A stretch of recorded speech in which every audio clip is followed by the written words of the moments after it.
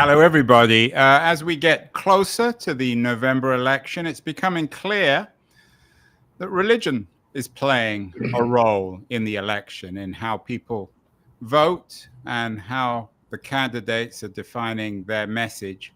Lots of pieces in the press on it. The Washington Post has a piece by the very distinguished columnist E.J. Dion, who argues that this election is a struggle for the soul of American Christianity, if indeed it does have a soul. Others suggest that actually the two candidates, Harris and Trump, have actually gone light on religion, that they're sidestepping it. Some people believe, indeed, that Kamala Harris should be more aggressive or more vocal in her faith and in her identity. Everyone's watching this, even the foreign press. There was an interesting piece on Sky News, the British broadcaster, about how religious beliefs are changing in the US and how it impact the election. One man who's all too familiar with this is my guest today. Jim Wallis is the founder of Sojourners. He's a very distinguished writer, best-selling writer. He teaches at Georgetown University, author of many best-selling books. And he has a new book out. It's called The False White Gospel, Rejecting Christian Nationalism, Reclaiming True Faith, and Refounding Democracy. Jim is on book tour, kind of book election tour. He's in Omaha, Nebraska. Jim, what's your take on whether or not this election, to borrow some language from E.J. Dion, is a struggle for the soul of American Christianity? Well, EJ is a good friend, and he called me up and said, I'm going to North Carolina to write this column. And I told him who he should be talking to. I was just there. And all over North Carolina, rural and urban, we had great gatherings of people. And I said to them, I said, you're in play politically. And they all smiled. And I would say, is faith in play in North Carolina? How do you put faith in play? And that's what I'm trying to raise, the faith factor, as you just named that to this election. White Christian nationalism has become a huge faith factor. But now there's a movement afoot, and I see North Carolina, Arizona, all the places I go, where diverse Christians and people of other faith traditions are really confronting white Christian nationalism as a false religion that's supporting Donald Trump, and saying the alternative is for us what Jesus said and taught is deeply antithetical to white Christian nationalism. So this book is about white Christian nationalism. It's also about 6 iconic biblical texts. We'll get to the book in a minute, Jim. Not everyone might agree with you about something you call white Christian nationalism. What exactly does that mean? Yeah, good question. The name, Andrew, spells the problem. You take the most inclusive, welcoming, inviting vision, I think, in the world, and you make it white. This is not new, it's old. Dominionist theology goes back before our founding. And then you say Christian, but they don't mean service or sacrifice. They mean control, dominion. And this goes way back to papal bulls telling white Europeans, white Anglo-Saxons, that the land belonged to them so they can displace and nearly destroy an indigenous population, but enslave an African population. And then nationalist. I mean, Jesus' last instruction to his followers was go into all the world, making disciples in every nation, teaching them to observe whatever I've commanded you.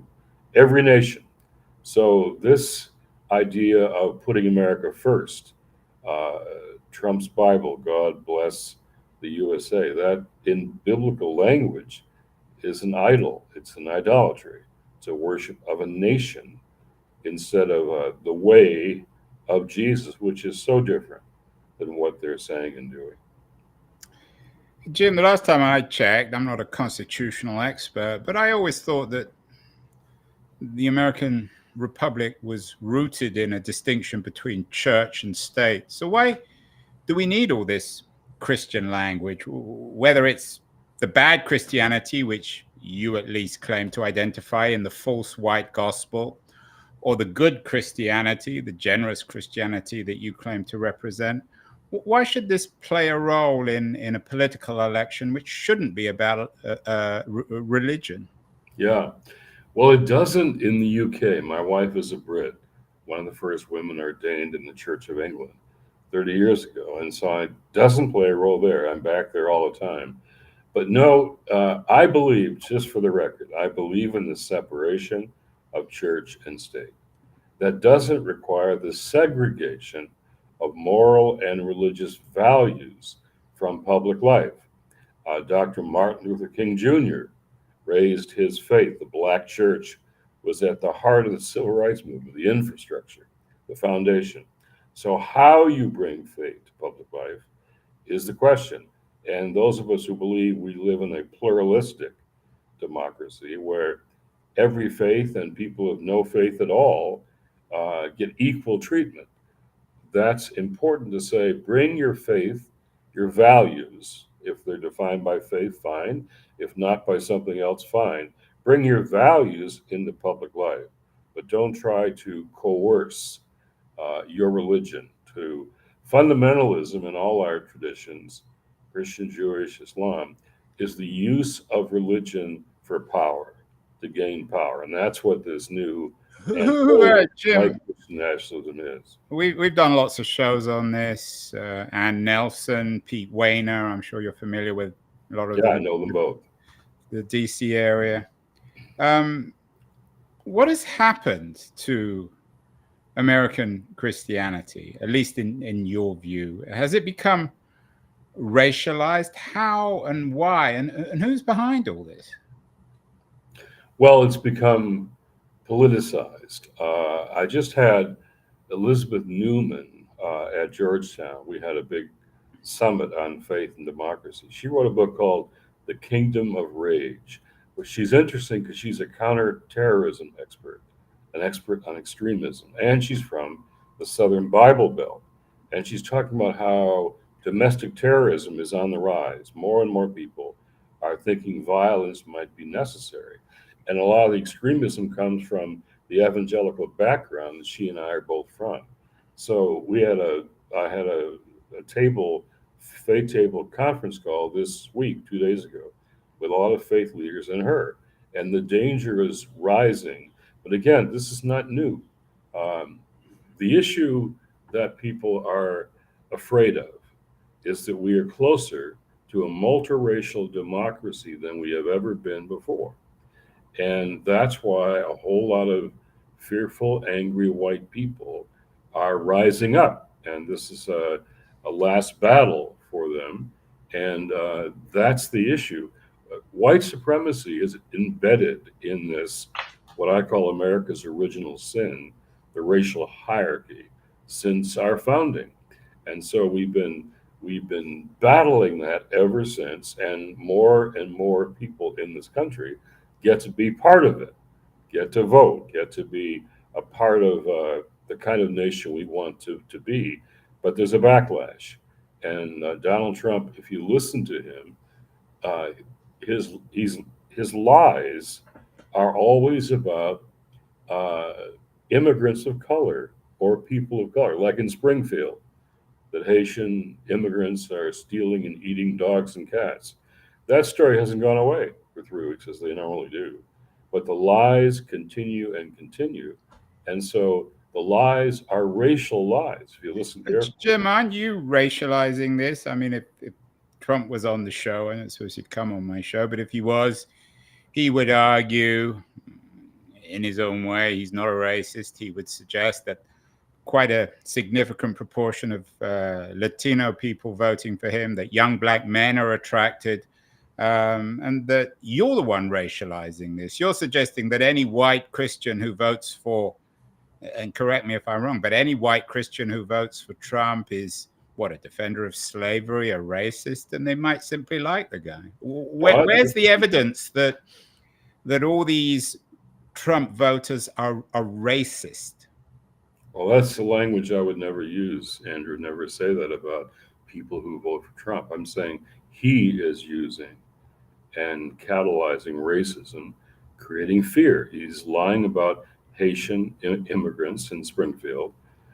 He's time and time again, when he came down his elevator steps at Trump Tower, he was attacking immigrants. His first foray into politics was attacking the legitimacy of a black president, Barack Obama, saying his birth certificate wasn't legitimate.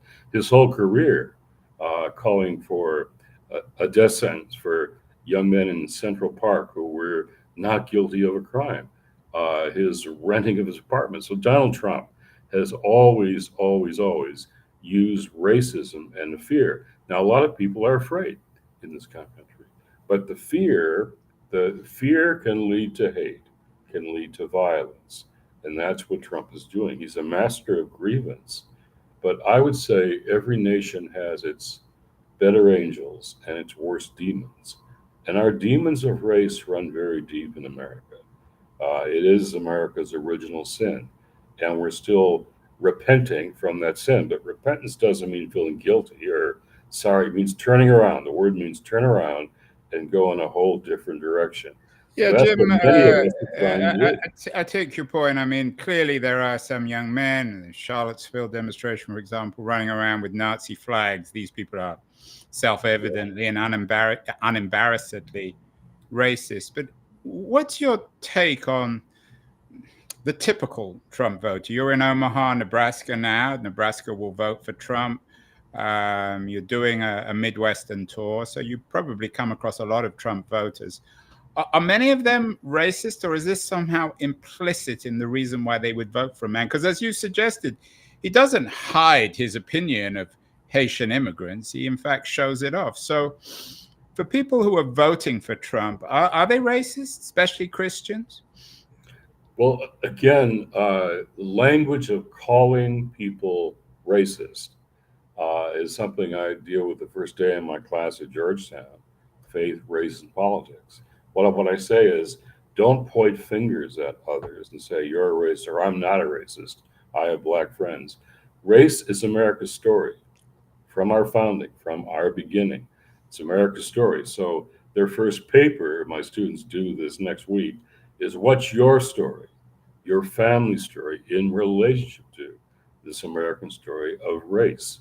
The uniqueness of British and American slavery was the racial hierarchy, and that's embedded in all of this. And so there's a fear of being replaced by 2040. Will no longer be a white majority nation. Will be a Oh, yeah, it majority sounds of to me as minority. in your own slightly roundabout way, Jim, you're suggesting that maybe the word isn't racist, but the reason they're voting, or many people are voting for Trump, is because of race. Is that fair? No, what I'm saying is that what he keeps saying all the time, he invents, what they're talking about is lies about immigrants of color. He says immigrants from Norway are fine for him, but not immigrants of color.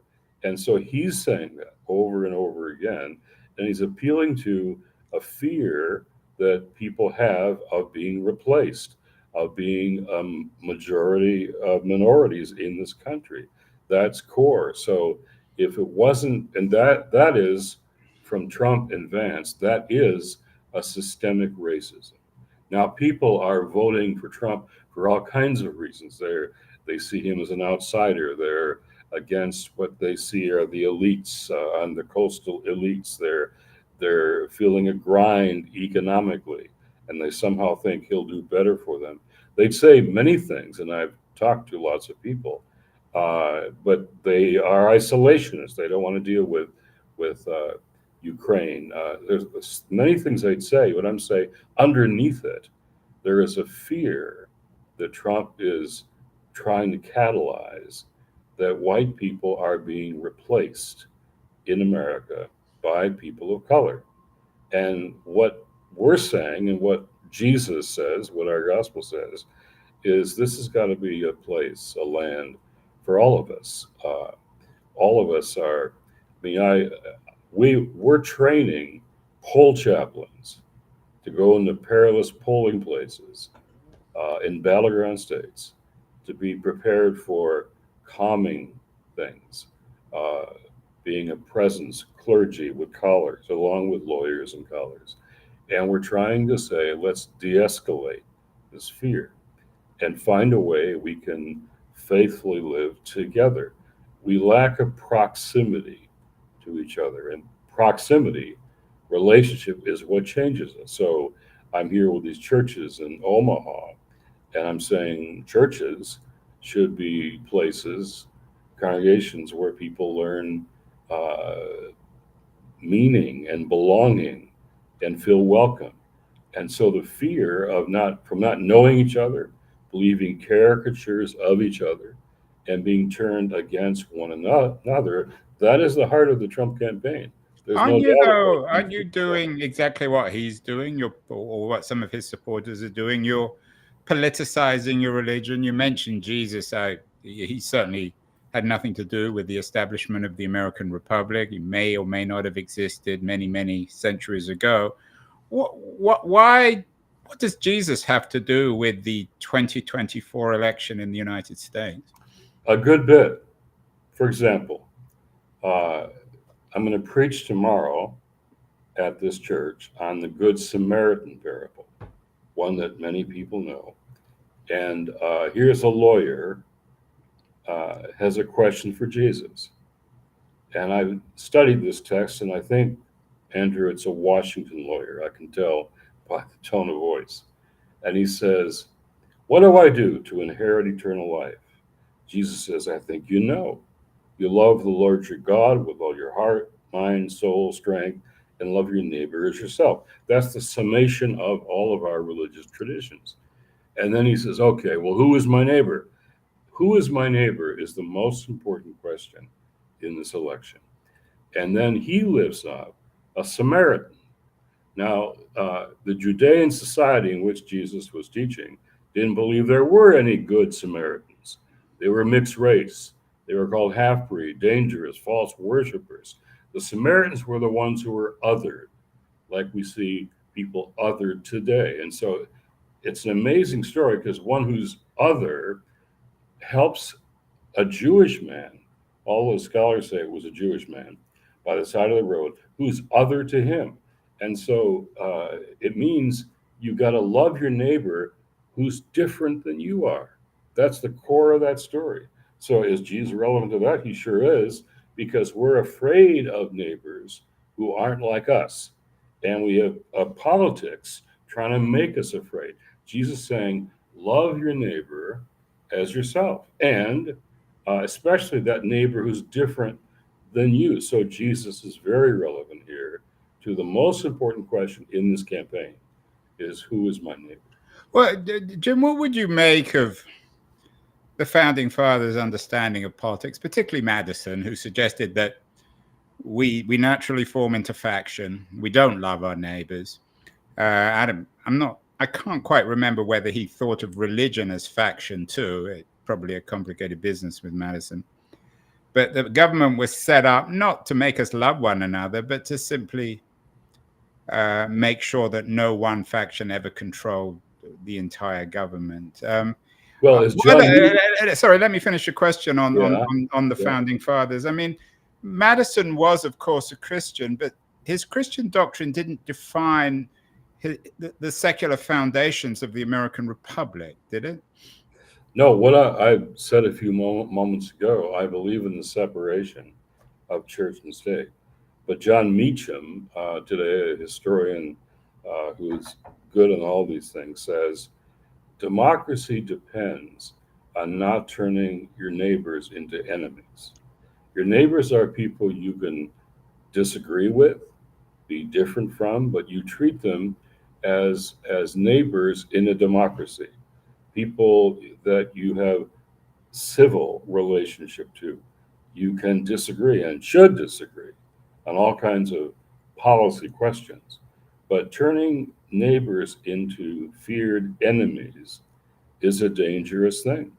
And I think that's been true for since the founding. And we've tried again and again to try to make sure we include more people people in this democracy.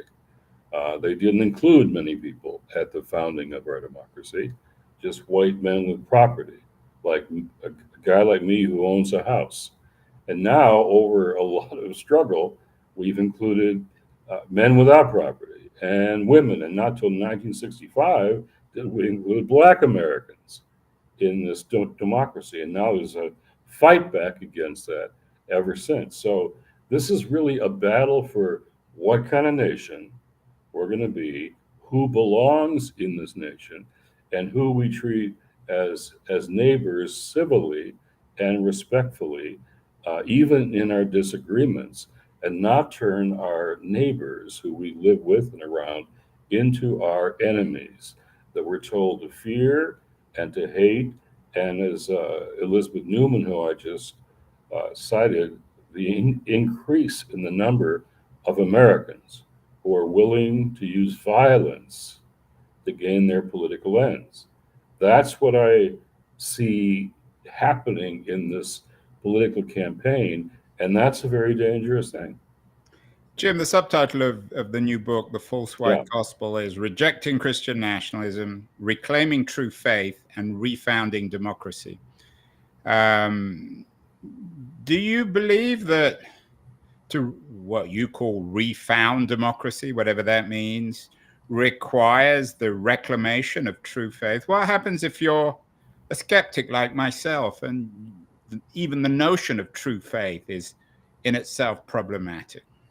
Oh, for sure. And as I always say, this nation is not just for people of Christian faith or any faith, or it's for people of no faith at all, skeptics and people who are unsure at all. Most of my students at Georgetown would check the box for religious affiliation, the none of the above category, the nuns, none of the above. And that's the students I work with all the time. N-O-N-E rather than N-U-N. N-O-N-E. Yeah, well, I love the other nuns too at Georgetown. We all do. But no, it's N-O-N-E-S, the nuns. And to me, they're emblematic of what's happening in this country. And most of them believe in God or something larger than themselves, but they don't affiliate with religion because of what religion is saying or not saying, doing and not doing. And so this election is genuinely a test of democracy. We have a candidate who is not willing to accept even the results of elections or the peaceful transfer of power. This is fundamental. Liz Cheney came out against Trump this week because she believes in the Constitution. So Republicans and Democrats. In Atlanta, I moderated a panel, 2 Republicans and 2 Democrats, different in all kinds of ways, but afraid of democracy, that we're losing democracy. I'm saying it's a test of faith as well, about the integrity of faith, and it's a test for a new generation. A new generation is watching what we do and say, and they're not going to go near a church if, in fact, religion is used to bring an end to democracy as we know it. Does it really matter, though, Jim, if whoever wins this election? It's what's for sure, as we talk today in October 2024, that it's going to be a really close thing, that it'll be determined by a few 100,000, maybe 1 million votes in a few key states. So what that suggests is that America is deeply split, whoever wins the election. So whether or not Harris or Trump wins, it's not really going to change anything in terms of your thesis in the false white gospel, is it? You've still got these dark forces, you believe, of racism. You've still got all this anger. Why would anything change, even if Harris wins the election? Andrew, we had a president who tried to prevent, who lost the last election, who tried to prevent the peaceful transfer of power. January 6th was a mob attacking our Capitol that he invited and incited. We haven't had that before. That's new. That's different. That's why Liz Cheney has come out as strongly as she has, differing in policy issues from Kamala Harris, and that's a good thing. We need healthy political debate, different parties, but we have someone who is committed against democracy. That's critical. That's new. That's something we haven't seen before. Our founders were afraid of demagogues like Donald Trump rising up and, in fact, No, no, undermining I take your democracy. point. You don't So, need to convince me of this. But my yeah, question, I'm not sure if you quite understand my question. So let's say we talk again in mid-November and Harris has won the election by few electoral votes, few 100,000 votes. Will that really, Jim? I take your point on Trump if he comes to power, but even if Harris wins, why should it change anything? You've still got a very significant proportion of Americans who voted for a candidate who, as you suggested, is unashamedly racist, who speaks with remarkably violent hostility towards immigrants. Why should anything change? well, Kamala Harris would accept the results of the election, where Trump would not. And I have a real fear of violence, even if he loses. From No, I take your point, and but my how question much is, changes, that's up to us. And Eddie Glaude, who wrote the foreword to my book, wonderful author himself, says everything is falling apart and everything is possible at the same time. So electing Kamala Harris won't solve all of our problems. It's a framework in which we can organize, that we can deal with. And for me, the text that is most important to my politics, the politics of Jesus, if you will, is Matthew 25, where Jesus says, I was hungry, I was thirsty, I was naked, I was sick, I was a stranger. The word means immigrant. I was in prison. And how you treat the least of these is how you treat me. That economics of Jesus turns our politics upside down for both parties. I fight both parties about the priority of the poor and the marginalized who get left out again and again. And I'm terribly afraid. I think most white middle class people, their lives might go on just fine if Trump wins. In fact, the tax cuts will help rich people on the left. There's a lot of rich people on the left. I'm talking about the marginalized, the people who are on the edges, on the bottom, who are already poor and vulnerable. The Bible holds princes and rulers and kings responsible not for their gross national product or their military firepower or their popular culture being the enemy of the world. It holds them responsible for how the poor and vulnerable are doing. To me, that's the heart of the politics of Jesus, to raise those people up. And Donald Trump will be so destructive to those people. And Kamala Harris or any Democrat has got to do better by all those people. But for a lot of us, those people on the bottom, on the edges, are the most important to us if we say that we're followers of Jesus. so what should she do? We've done lots of shows on this. We've got an upcoming show with Arlie Hothschild, who is, like you, very much a student of America and of bringing people back together. Given that Christian nationalism is not a small group of Americans, given No, that yeah. it's reasonably strong within the evangelical community. You mentioned Better Angels earlier. I'm sure you're familiar with the Better Angels group. I've been to some of their events. How should men like you, men of faith, reach out to Christian nationalists? Or is it impossible? Have you No, written them no, off? no. Yeah, that's a great question. I don't think it's impossible. In fact, every movement has to decide who they must persuade and also who they have to defeat.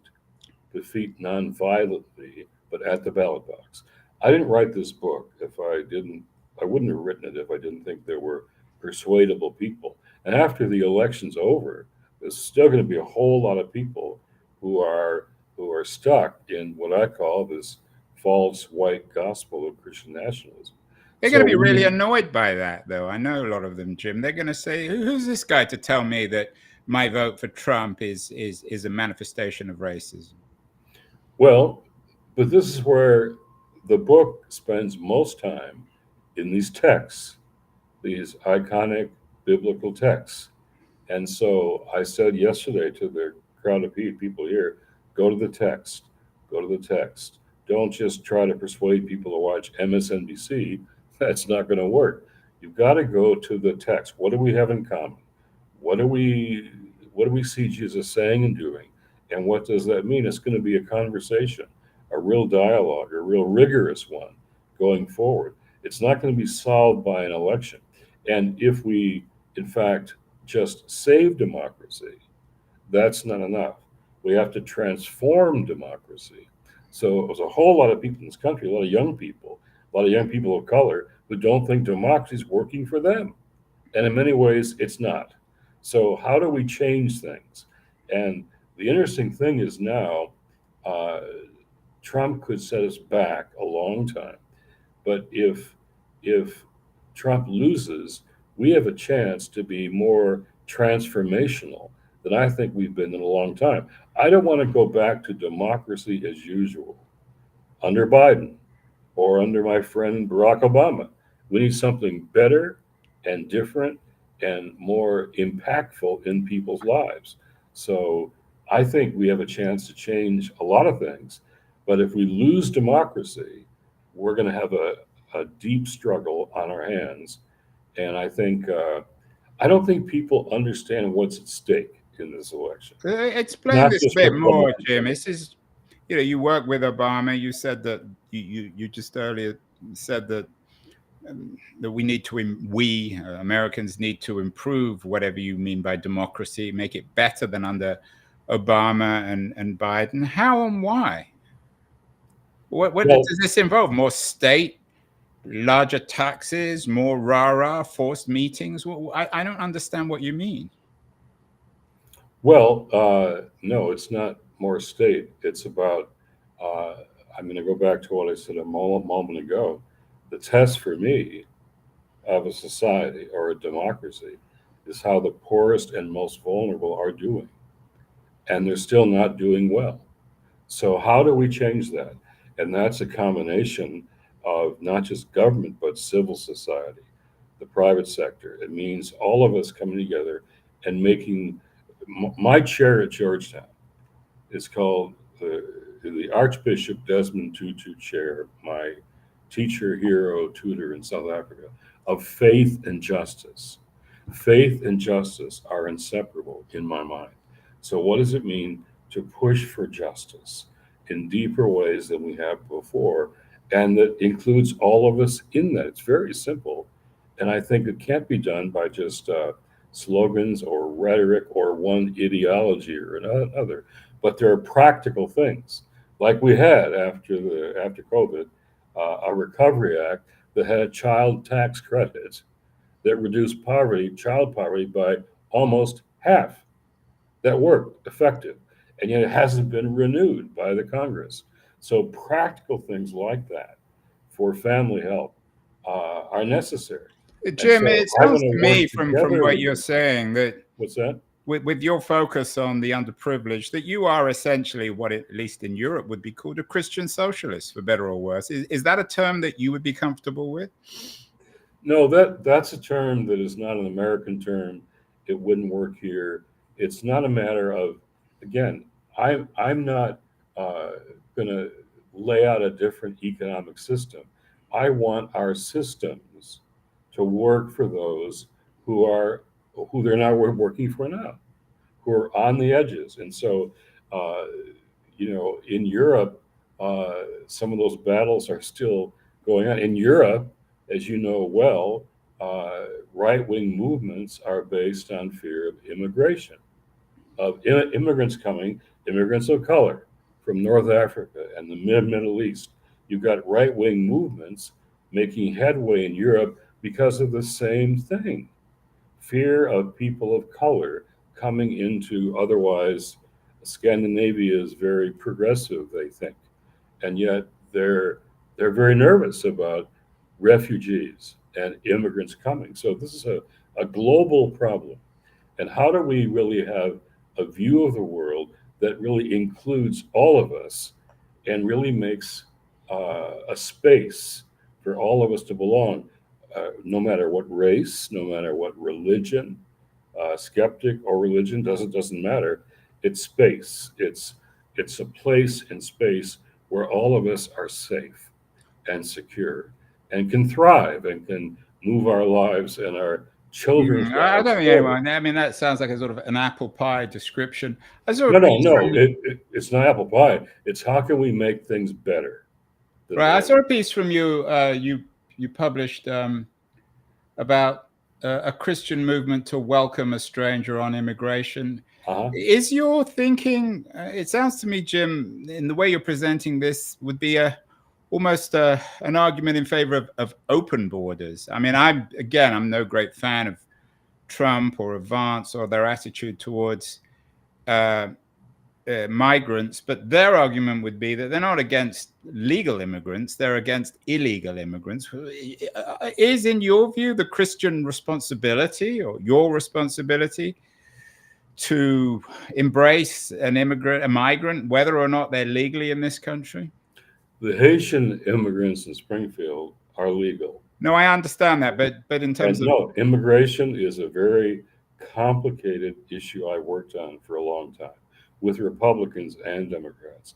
Both parties have failed. It's a broken system. We need a much more humane, legal, accessible, compassionate system.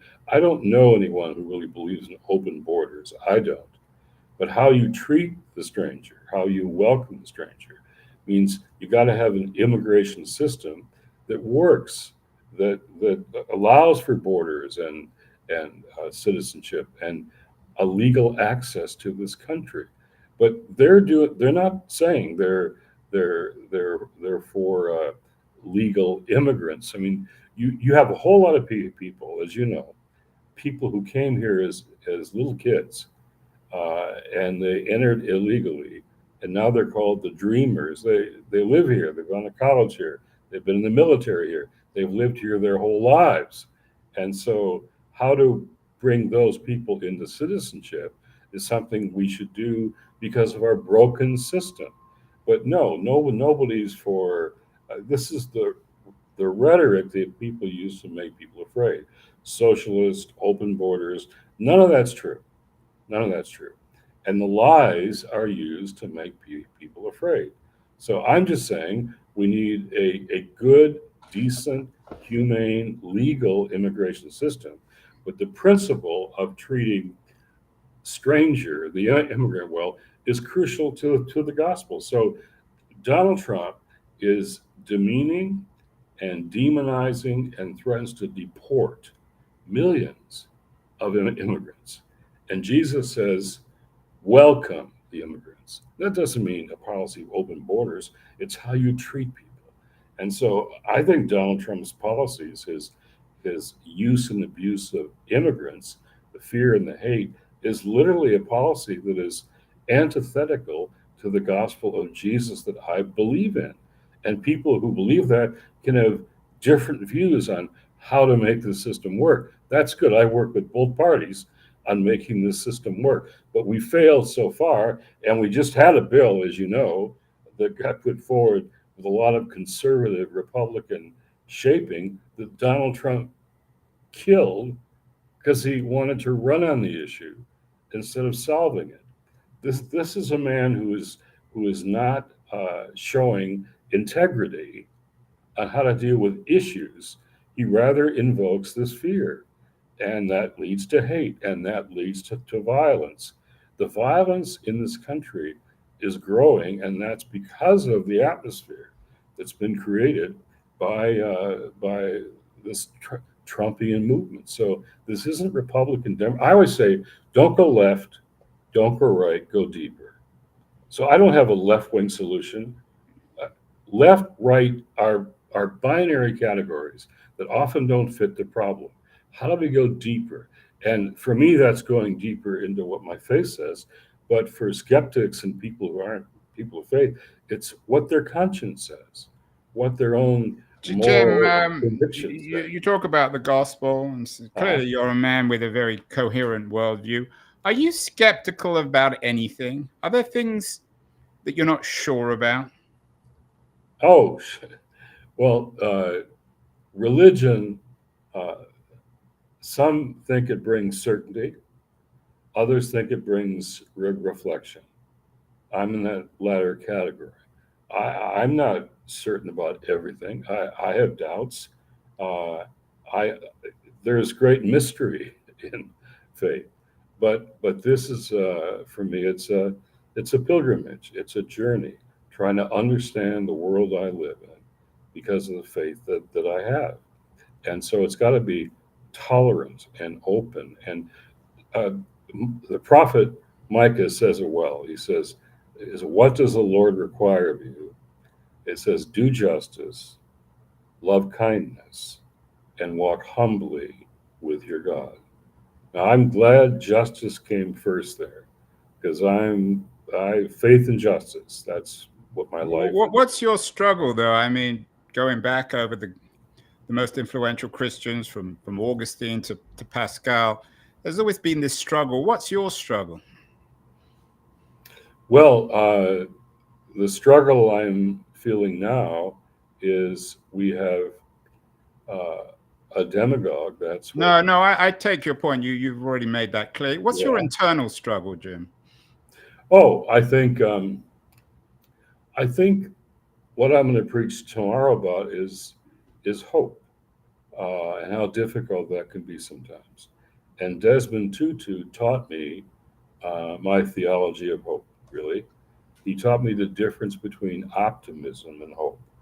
Optimism is often a feeling or a mood or even a personality type, cup half empty, cup half full. Desmond taught me that hope is not a feeling or a mood, it's a choice we make, a decision, because of this thing we call faith. The book of Hebrews says, "Now faith is the substance of things hoped for, the evidence of things not seen." And to me, my paraphrase of that is, hope means believing in spite of the evidence, and then watching the evidence change. Is it I'm not possible that always your optimistic. faith might be wrong? Though, has that ever crossed your mind? Well, you can believe in something with all your heart, soul, mind, and strength, and still retain humility. That you don't have all the answers. That you need to learn from other people, people of faith and people who don't have faith. We're in this together, and so uh, my my struggle is some people think that the answer to bad religion is no religion. Um, I'll say, Andrew, there are some days when I feel that too, when religion gets so bad and so hateful and so hypocritical and so judgmental.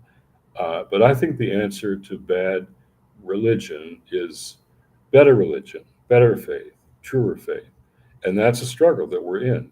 It's not just about politics, it's about what faith is supposed to do to our lives. And for example, you're an expert on digital internet matters.